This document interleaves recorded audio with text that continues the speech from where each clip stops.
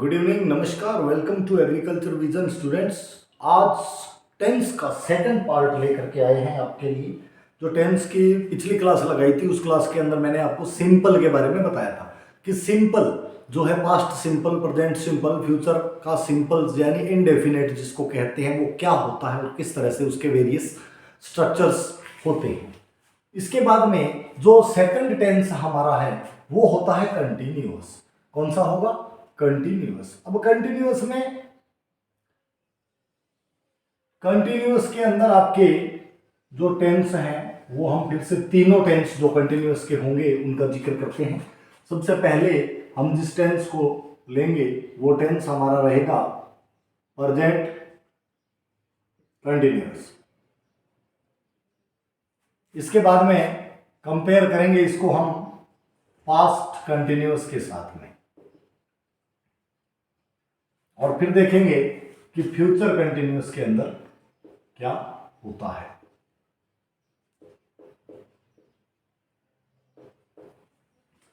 देखिए, जैसे मैंने आपको कल बताया कल की क्लास में कि प्रेजेंट जो होता है ना वो हमेशा है में रहता है, पास्ट जो है वो हमेशा था में चलता है, और फ्यूचर हमेशा गा में चलता है।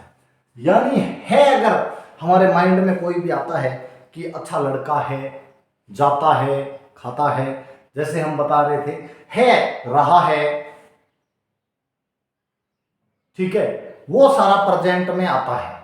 और था लग जाए, जा रहा था, खा रहा था, खाता था, खा चुका था, खा लिया था जिसमें भी आ जाए वो पार्ट पास्ट का होता है जनरली, और गा जिसमें लग जाए वो फ्यूचर का। ये तो है ही है। लेकिन यहां पे जब कंटिन्यूअस की बात करते हैं तो है के साथ में एक और शब्द जो हम लगा देते हैं, वो शब्द हमारा रहेगा रहा। क्या रहेगा? रहा। यानी रहा शब्द लग जाए अगर है के साथ तो हो गया आपका प्रेजेंट कंटिन्यूअस। यही रहा शब्द जो है ये लग जाए आपका था के साथ तो हो गया पास्ट कंटिन्यूअस। और रहा होगा यानी गा के साथ में जब लग जाए रहा तो ये हो जाएगा आपका फ्यूचर कंटिन्यूअस।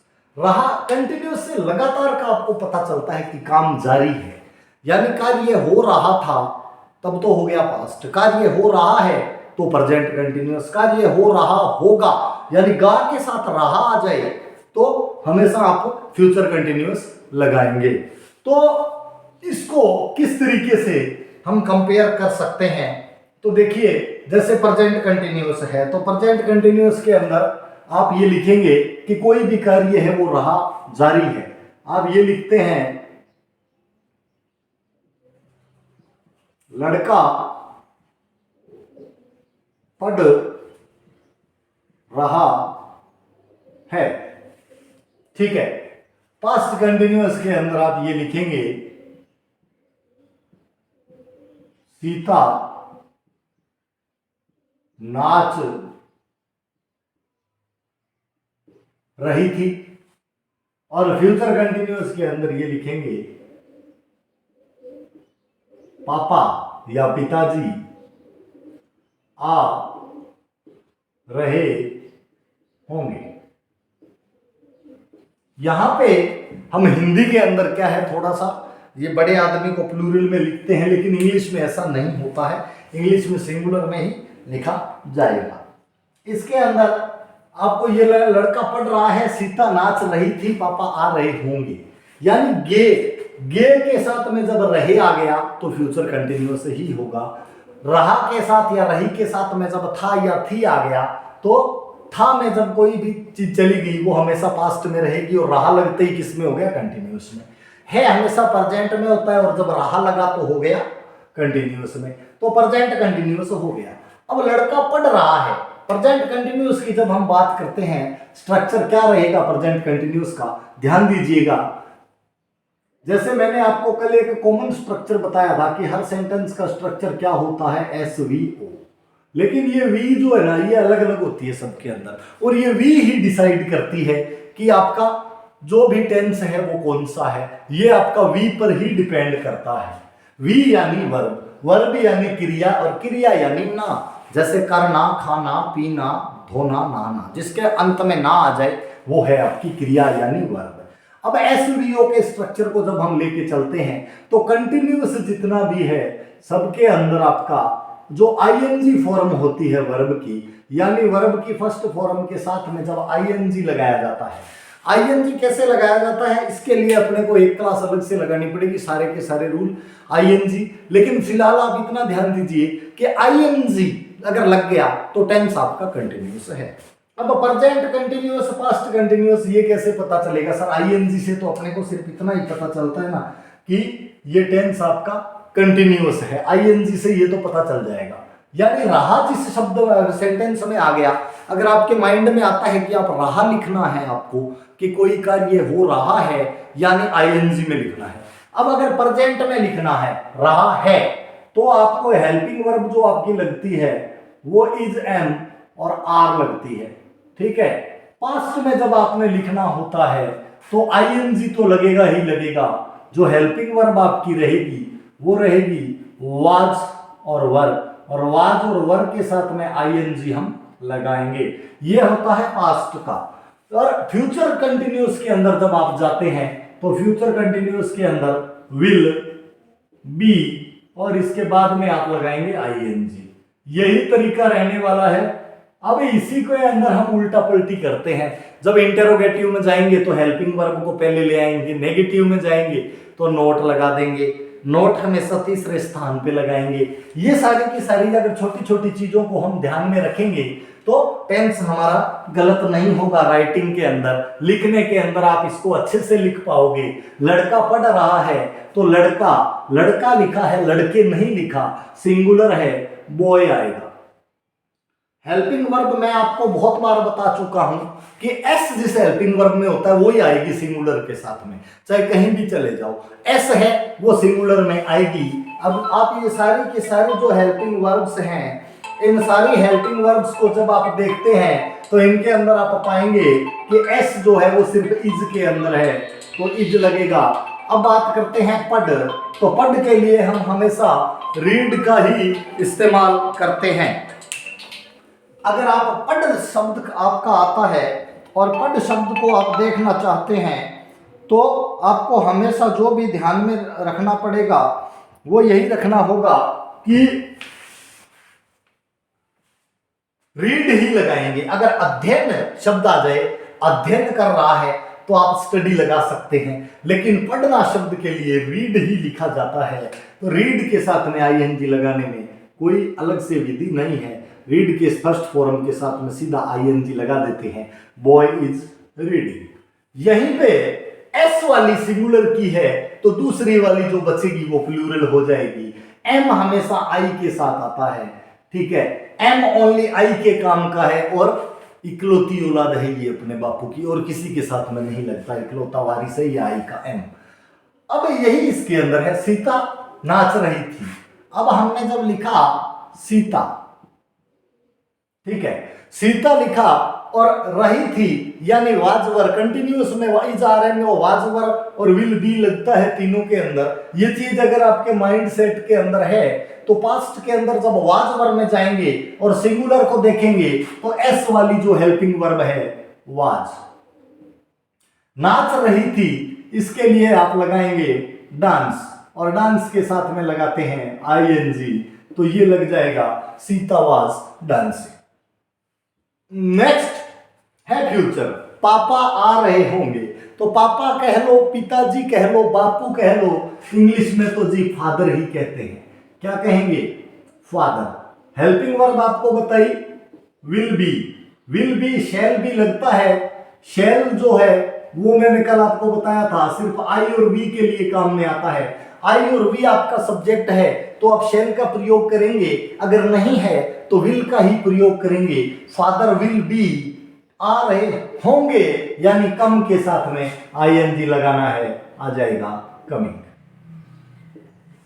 राइट। अब ये देखिए आप कि सर डांस जो होता है वो DANCE होता है, कम जो होता है वो COME होता है, तो ये ई कहां चला गया? तो देखिए आईएनजी का रूल ये कहता है कि अगर कोई वर्ब ई से खत्म होती है तो ई को हटाकर आईएनजी लगाया जाता है। यानी जो वर्ब ई पे एंड होती है उस वर्ब को आप हटाएंगे और हटाने के बाद में आईएनजी लगाएंगे। ठीक है, ये एक रूल है ई से एंड होने वाली वर्ब के लिए। इस तरह की वर्ब्स जैसे जैसे आएगी मैं आपको बताता रहूंगा।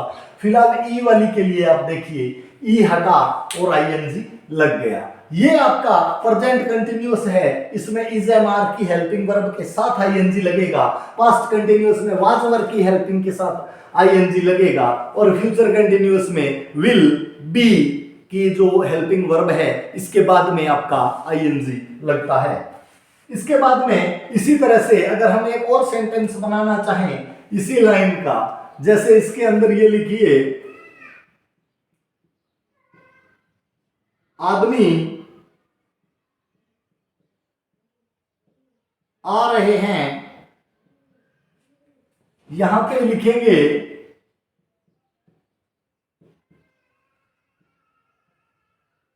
विद्यार्थी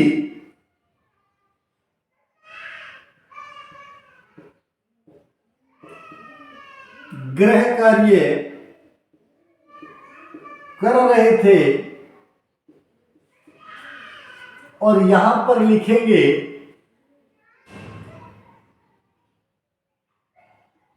गाड़ी, यानी ट्रेन की बात करते हैं, रेलगाड़ी आ रही होगी। ये जब आप लिखेंगे आदमी आ रहे हैं, विद्यार्थी गृह कार्य कर रहे थे और रेलगाड़ी आ रही होगी। अब इन सेंटेंसेस को जब अपने कन्वर्ट करने की कोशिश करते हैं तो देखिए रहा आते ही एक चीज आपके माइंड में आनी चाहिए कि ये कंटिन्यूअस है। कौन सा कंटिन्यूअस है? तो रहा के साथ अगर है तो प्रेजेंट कंटिन्यूअस है, रहा के साथ अगर था है तो पास्ट कंटिन्यूअस है, और रहा के साथ अगर गा है तो होगा, तो होगी, होंगे। यानी गा से अगर एंड होता है और रहा भी लगा हुआ है तो इसका मतलब है फ्यूचर कंटिन्यूअस में जाना है। स्ट्रक्चर यही रहेगा, स्ट्रक्चर में कोई परिवर्तन नहीं आना है। आदमी आ रहे हैं से आपको पता चलता है ये आदमी एक से ज्यादा है, प्लूरल है, तो आप इसमें मैन का प्लूरल यूज करेंगे, MEN। ठीक है, अब मैन जब प्लूरल लग जाए तो प्लूरल की हेल्पिंग वर्ब क्या होगी? इसमें बिना एस वाली होगी तो आर लग जाएगा।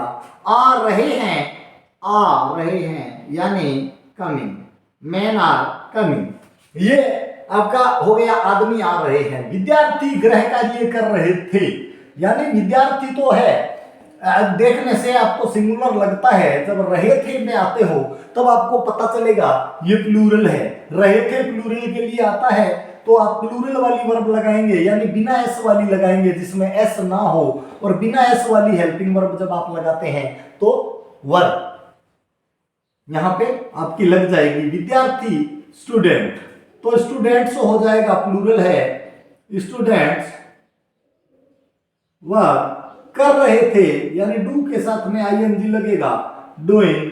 गृह कार्य को कहते हैं homework, students were doing homework. ये आपका सेंटेंस जो है वो बन गया। रेलगाड़ी आ रही होगी, रेलगाड़ी को क्या कहेंगे? सबसे पहले हमने लिखना है सब्जेक्ट। सब्जेक्ट क्या है? जिसकी बात की जाए, किसकी बात हो रही है? रेलगाड़ी की।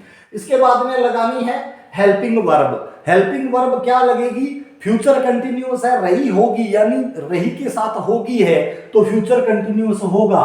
ट्रेन विल बी, आ रही होगी तो कमिंग लगाएंगे, ट्रेन विल बी कमिंग। अब यही आ जाए पहुंच रही होगी तो विल बी रीचिंग हो जाएगा। ठीक है, ये आपका train will be coming, man are coming, students were doing homework. Train will be arriving भी हो सकता है, अगर कोई चीज आकर के प्रकट होती है कहीं दूर से तो उसको अराइव भी उसके लिए वर्ब यूज की जाती है। अराइव में भी वही फॉर्मूला लगेगा जो कम में लगाते हैं, क्योंकि अराइव भी ई के साथ में खत्म होता है तो अराइव का ई हटाते हैं और आईएनजी लगाते हैं, तो ट्रेन विल बी अराइविंग भी हो सकता है। अब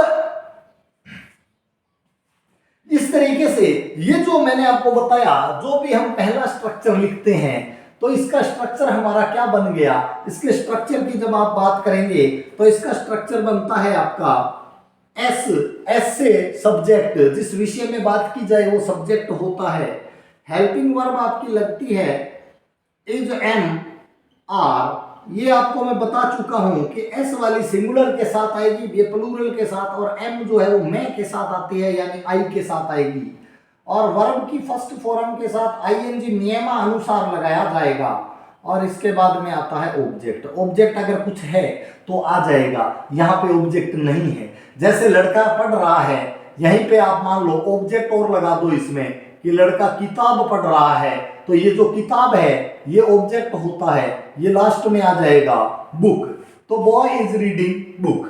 ये इसी तरीके से जब आप नेक्स्ट के अंदर चलेंगे तो आज इसके अंदर हमने क्या किया, एस वाली जो हेल्पिंग वर्ब है ये हमेशा किसके साथ लगती है, सिंगुलर। जब सब्जेक्ट हो तो एस वाली लगेगी, प्लूरल हो तो ये बिना एस वाली हेल्पिंग वर्ब लगती है, और आई के साथ में हमेशा एम लगता है, और कोई प्रयोग नहीं है। ऑब्जेक्ट अगर हो तो लास्ट में लगता है, ऑब्जेक्ट अगर ना हो तो नहीं लगता है। जरूरी नहीं है कि हर सेंटेंस में ऑब्जेक्ट हो। Students were doing homework, students were doing homework, इसका अगर आप स्ट्रक्चर देखते हो सबसे पहले क्या आया है, सब्जेक्ट आया है, तो सबसे पहले लगेगा सब्जेक्ट, इसके बाद में आपका लगता है वाज या वर्ब, फिर आपका लगता है वर्ब की आईएनजी फॉर्म, और इसके बाद में आपका लगता है ऑब्जेक्ट। ये स्ट्रक्चर जो है ये आपका बन जाता है पास्ट कंटिन्यूअस का। अगर आप कोई भी सेंटेंस को देखोगे तो हर सेंटेंस इसी स्ट्रक्चर में पाया जाता है। अब सब्जेक्ट पहले आया, वाज या वर यानी एस जिसमें है, फिर से मान के चलो कि सब्जेक्ट आपका सिंगुलर है तो एस आएगा, वर्ब की आईएनजी फॉर्म लगेगी, यहाँ पे ऑब्जेक्ट है, होमवर्क दिया हुआ है तो ऑब्जेक्ट भी आ जाएगा। यानी जो एस वाली सिंगुलर के साथ और जो बची वो प्लूरल के साथ। और फ्यूचर के अंदर आपके सिंगुलर प्लूरल का कोई लोचा नहीं है, विल ही लगता है और शैल लगता है, बी लगता है, चाहे सिंगुलर हो या प्लूरल हो। यहाँ पे रेलगाड़ी आ रही होगी लिखा है, गाय चल रही होगी तो गाय अगर है, काउज है तो भी विल ही लगेगा, विल बी ग्रेजिंग, चरने को कहते हैं grazing, cows will be grazing. ये इस तरीके से सेंटेंस आपके जो है वो एक के बाद एक बनते हैं। इसी तरह से इसमें मान लो कि आई और वी अगर आ जाए तो ये दो, आई सिंगुलर है, वी प्लूरल है, इन दोनों के साथ हमेशा शैल बी लगेगा, यानी विल की जगह शैल हो जाएगा, बाकी स्ट्रक्चर जो है वो सेम रहता है। तो ध्यान रहे आई और वी के साथ शैल लगेगा, बाकी सबके साथ में विल आता है। ये आपका एक बेसिक स्ट्रक्चर है जो मैं हमेशा कहता हूं कि पहला स्ट्रक्चर जब भी अपने करते हैं तो पहला स्ट्रक्चर हमेशा कौन सी सेंटेंस का होता है, पहला सेंटेंस आपका होता है अफर्मेटिव सेंटेंस का, यानी फर्स्ट स्ट्रक्चर आपका होता है अफर्मेटिव सेंटेंस का। ये हमने आपको अफर्मेटिव सेंटेंस का सारा स्ट्रक्चर बताया है कंटिन्यूअस टेंस का। अब सेंटेंस तो और भी होते हैं जी, बिल्कुल होते हैं, आपका नेगेटिव भी होता है, आपका इंटेरोगेटिव भी होता है, और आपका नेगेटिव इंटेरोगेटिव भी होता है। इसमें कैसे करेंगे सर, बिल्कुल ये भी बताते हैं। ये अगर आपका बेसिक स्ट्रक्चर क्लियर है तो उसको करने में ज्यादा टाइम नहीं लगेगा। वो जो सिंपल के अंदर डू डिड, उसके अंदर थोड़ा वर्ब का फॉर्म चेंज होता है, लेकिन यहाँ पे तो आपके वर्ब का फॉर्म भी चेंज नहीं होगा, सेम रहता है, हेल्पिंग वर्ब सेम रहता है, तो कंटिन्यूअस के स्ट्रक्चर बिल्कुल इजी हैं। अभी मैं आपको सारे के सारे स्ट्रक्चर पास्ट प्रेजेंट कंटिन्यूअस का, अफर्मेटिव, इंटेरोगेटिव सारे के सारे करवा देता हूं किस तरह से होते हैं। उसके बाद साथ ही हमारा जो कंटिन्यूअस टेंस है वो हमारा कंटिन्यूअस टेंस कंप्लीट हो जाएगा। इसके बाद इसी क्लास के अंदर आज परफेक्ट टेंस को भी हम करेंगे, और बचेगा हमारा एक टेंस जो परफेक्ट कंटिन्यूअस है, मे बी आज ही कंप्लीट उसको भी करेंगे। ओके, तो देखिए किस तरीके से जो स्ट्रक्चर हैं वो परिवर्तित होते हैं, और स्ट्रक्चर को परिवर्तित करने का तरीका क्या है अभी इसी क्लास के अंदर मैं आपको क्लियर करता हूं। तो देखिए इन सेंटेंसेस के ऊपर आप ध्यान दीजिए। Mahesh is playing football, girls were singing a song, police will be arriving soon. जैसे यहां पे लिखा हुआ है आपके कि Mahesh is playing football, Mahesh football खेल रहा है। ठीक है, मतलब क्या है, मतलब ये है महेश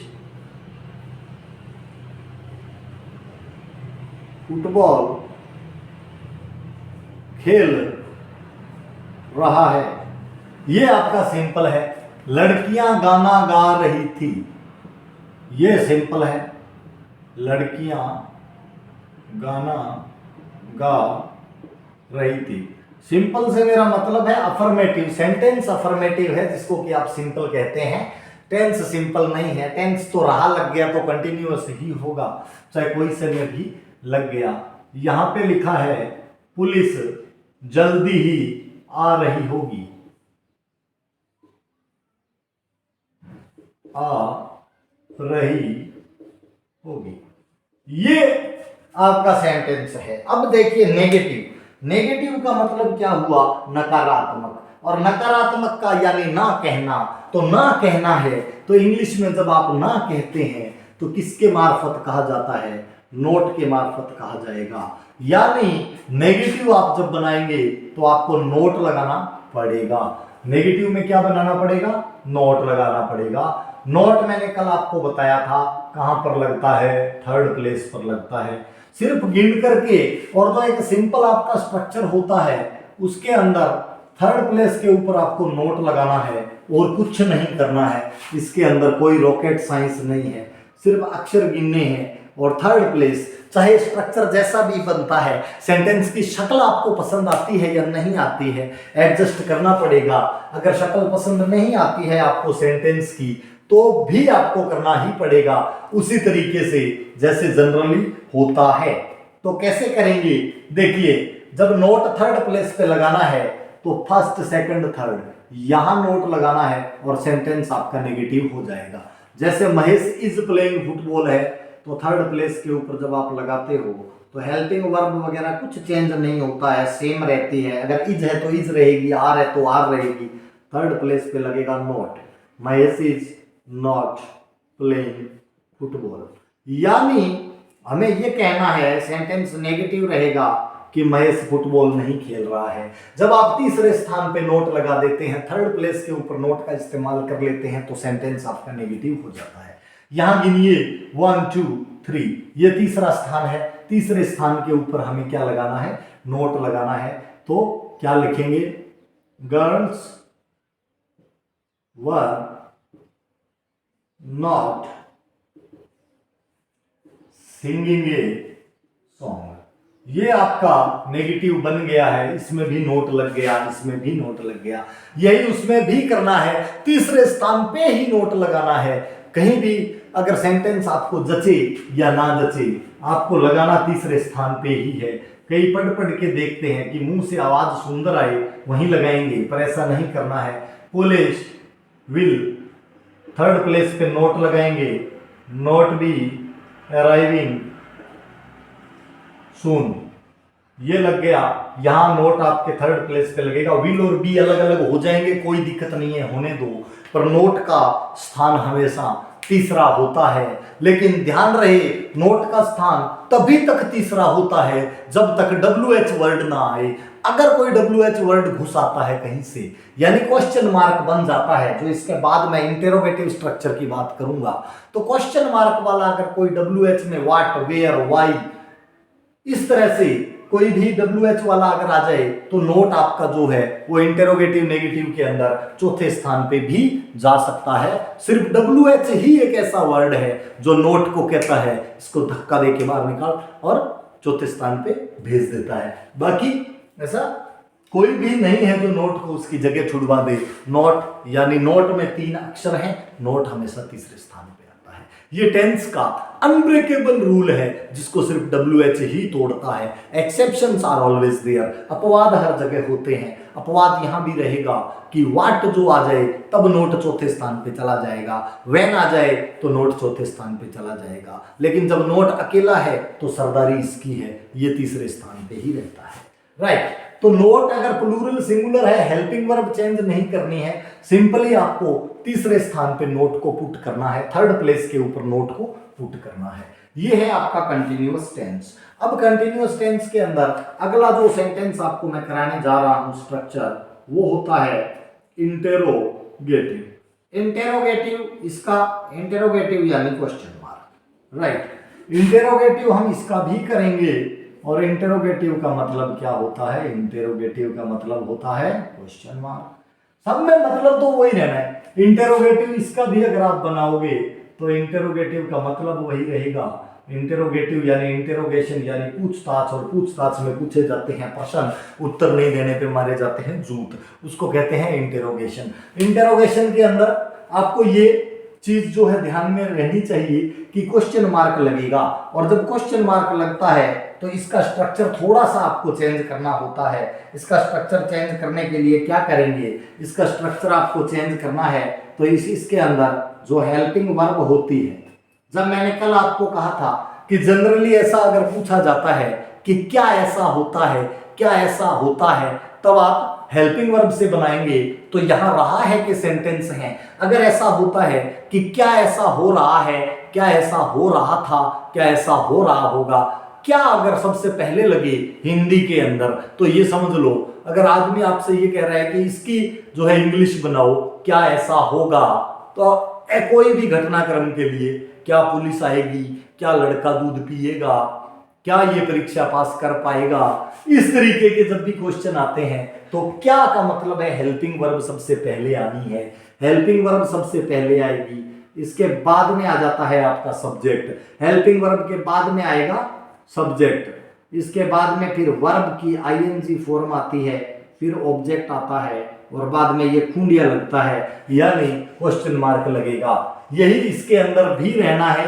हेल्पिंग वर्ब सबसे पहले आ जाएगी, हेल्पिंग वर्ब के बाद में लगेगा सब्जेक्ट, सब्जेक्ट के बाद में वर्ब वाली आईएनजी, फिर ऑब्जेक्ट, फिर लगे खूंडिया, यानी क्वेश्चन मार्क से ये सिंबल होता है, पंक्चुएशन मार्क होता है, क्वेश्चन मार्क वो इसके अंदर रहता है। हेल्पिंग वर्ब इसकी जो है वो सबसे पहले आती है, राइट। हेल्पिंग वर्ब आएगी, उसके बाद में आता है सब्जेक्ट, और सब्जेक्ट के बाद में फिर आता है बी, राइट। सिर्फ हेल्पिंग वर्ब को बाहर निकाल के लाना है और कुछ भी बाहर नहीं निकालना। इसके अंदर ये थोड़ी सी डाउट रहती है कि सब्जेक्ट के बाद बी रहेगा और विल पहले आ जाएगा, यानी इनमें बिछोड़ा पड़ जाता है। जब इंटरोगेटिव रहता है तो विल और बी की जोड़ी टूट जाती है। हेल्पिंग वर्ब, सब्जेक्ट, बी, और बी के साथ फिर आईएनजी, आईएनजी के बाद ऑब्जेक्ट, और फिर लगे क्वेश्चन मार्क। ये स्ट्रक्चर इसका रहेगा। अब देखिए इसी सेंटेंस की बात करते हैं। Mahesh is playing football, Mahesh football खेल रहा है, इसी को कहते हैं यहाँ पे जब आपको ये कहा जाए क्या महेश फुटबॉल खेल रहा है, कि किसी को पता नहीं है, वो ये पूछ रहा है क्या महेश फुटबॉल खेल रहा है, और जब क्या महेश फुटबॉल खेल रहा है बनता है तो हेल्पिंग वर्ब सबसे पहले आ जाएगी। हेल्पिंग वर्ब है वही रहेगी, चेंज होना नहीं है, इज है तो इज ही रहेगी। इसके बाद में आएगा सब्जेक्ट, सब्जेक्ट क्या है? महेश, इज महेश, फिर जो वर्ब है आपकी उसी फॉर्म में जिसमें है रहेगी, प्लेइंग। ऑब्जेक्ट जो है वही रहेगा, कुछ भी चेंज नहीं है, सिर्फ आपने हेल्पिंग वर्ब की पोजीशन चेंज करनी है। हेल्पिंग वर्ब जब फर्स्ट पोजीशन पे हो तो सेंटेंस इंटरोगेटिव होता है, राइट। वो इसके अंदर रहेगा कि क्या लड़कियां गाना गा रही थी, ये जब पूछ लेता है आपसे कि क्या लगा दीजिए इसके अंदर, क्या लड़कियां गाना गा रही थी, क्या लड़कियां गाना गा रही थी, क्वेश्चन मार्क लग गया, क्या लड़कियां गाना गा रही थी, तो हेल्पिंग वर्ब को निकाल के लिए ये पहले स्थान पे। हेल्पिंग वर्ब है क्या? वर, तो वर ही रहेगी, क्योंकि सब्जेक्ट हमारा अब भी प्लूरल है, नहीं बदला है, तो लगेंगे were girls singing a song, were girls singing a song, यानी अब इसका मतलब क्या हो गया? क्या लड़कियां गाना गा रही थी। हेल्पिंग वर्ब आपकी आ गई पहले, राइट। यहां पे और कोई चेंज नहीं हुआ। इसके अंदर क्या होगा? हेल्पिंग वर्ब पहले आएगी, लेकिन सिर्फ विल या शैल ही पहले आता है, और जो बी है वो अपने स्थान पे रहता है, बी के साथ में कोई छेड़छाड़ नहीं होती है। तो हेल्पिंग वर्ब क्या है? विल, विल लग जाएगा सबसे पहले, विल पुलिस बी अराइविंग सून, और लगेगा क्वेश्चन मार्क। क्या पुलिस जल्दी ही पहुंच रही होगी, क्या पुलिस जल्दी ही आ रही होगी, इसके अंदर हमने लगा दिया विल पुलिस बी अराइविंग सून। इस तरीके से आपका जो क्वेश्चन है वो क्लियर हो जाता है, right. Let me take a call, after that I will continue, okay. तो इस तरीके से हेल्पिंग वर्ब को हम पहले ले आएंगे और उसके बाद में जो स्ट्रक्चर है वो इस तरह से हमारा चेंज हो जाता है। अब रहता है कि सर इंटेरोगेटिव, तो उसके अंदर तो ये क्वेश्चन मार्क सेंटेंस तो लगभग WH वर्ड्स होते हैं। बिल्कुल, अगर आप ऐसा सोचते हैं तो आप बिल्कुल सही सोचते हैं, लेकिन जब भी कोई WH वर्ड आएगा, इंटेरोगेटिव का एक अहम पार्ट होता है WH वर्ड। WH वर्ड ही इंटेरोगेटिव की जान है। इंटेरोगेटिव अगर बनाना है तो WH वर्ड लगेगा, बहुत बार लगता है, ऑलमोस्ट लगता है। अगर आपको पूछना है कि यहाँ पे जैसे ये कहा कि क्या महेश फुटबॉल खेल रहा है, तो हमने ये लगाया। अगर ये पूछते हैं कि महेश फुटबॉल क्यों खेल रहा है, तो वही लगेगा। अब इससे काम नहीं चलेगा। महेश फुटबॉल कहाँ खेल रहा है, महेश फुटबॉल कब खेल रहा है, ये सारी चीजें WH वर्ड से ही क्लियर होती है। WH वर्ड अगर आपको लगाना होता है तो WH वर्ड यहाँ आता है, सबसे पहली पोजीशन रिजर्व है WH वर्ड की, बाकी स्ट्रक्चर चेंज नहीं होता है, तो WH जो है वो यहाँ लग जाता है। अगर मान लो ये कह दे कि महेश फुटबॉल कहाँ खेलता है, तो ये लगेगा where is Mahesh playing football, यानी हेल्पिंग वर्ब अब भी यहीं रहेगी। WH वर्ड सिर्फ पहले स्थान पे आ जाएगा। महेश फुटबॉल क्यों खेल रहा है, why is Mahesh playing football, लड़कियां गाना क्यों गा रही थी, अब लगाएंगे why were girls singing a song, यानी हेल्पिंग वर्ब जो है वहीं रहना है। WH वर्ड आपका सिर्फ पहली पोजीशन के ऊपर आ जाएगा। ये आपका इंटेरोगेटिव का स्ट्रक्चर रहता है। और कंटिन्यूअस का चौथा स्ट्रक्चर जो हमारा होता है वो है इंटेरोगेटिव का नेगेटिव, यानी ये जो इंटेरोगेटिव है, इस इंटेरोगेटिव का नेगेटिव क्या होता है, यानी इंटेरोगेटिव के अंदर नेगेटिव लगाना है, यानी नोट लगाना है। तो नोट मैंने आपको पहले भी बताया हमेशा थर्ड प्लेस पे लगता है। इंटेरोगेटिव का जब नेगेटिव बनाएंगे तो इंटेरोगेटिव वाले स्ट्रक्चर के अंदर थर्ड प्लेस पे नोट लगाते हैं। कहां पर लगाते हैं नोट को, थर्ड प्लेस के ऊपर ही लगाएंगे। लेकिन स्ट्रक्चर कौन सा फॉलो करेंगे, देखिए इंटेरोगेटिव का नेगेटिव है तो स्ट्रक्चर हम इंटेरोगेटिव का फॉलो करते हैं। इंटेरोगेटिव यानी 1 2, ये थर्ड प्लेस है, यहाँ नोट लगेगा। नोट लगाने के लिए जैसे हेल्पिंग वर्ब था आपका इज महेश, अब इज महेश है, तीसरा स्थान आ गया है, तीसरे स्थान पे नोट लगा देंगे, is Mahesh not playing football. Interrogative negative यानी इंटेरोगेटिव नाम जहां आ गया वहां क्वेश्चन मार्क ही रहना है। Were girls singing a song, यहाँ पे अगर आता है were girls not singing a song, तो इंटेरोगेटिव नेगेटिव का स्ट्रक्चर ये होता है कि थर्ड प्लेस पे ही नोट रहेगा, लेकिन स्ट्रक्चर हम इंटेरोगेटिव वाला फॉलो करते हैं। तो were girls not singing a song, ये आपका क्या रह गया, ये आपका हो गया इंटेरोगेटिव नेगेटिव, राइट। इसके अंदर विल पुलिस नॉट बी, यानी नॉट यहां भी तीसरे स्थान पे ही आएगा। विल और बी के आपस में जगह आगे पीछे हो सकती है, नोट की नहीं हो सकती, नोट की जगह पीछे करने वाला अभी आया नहीं है।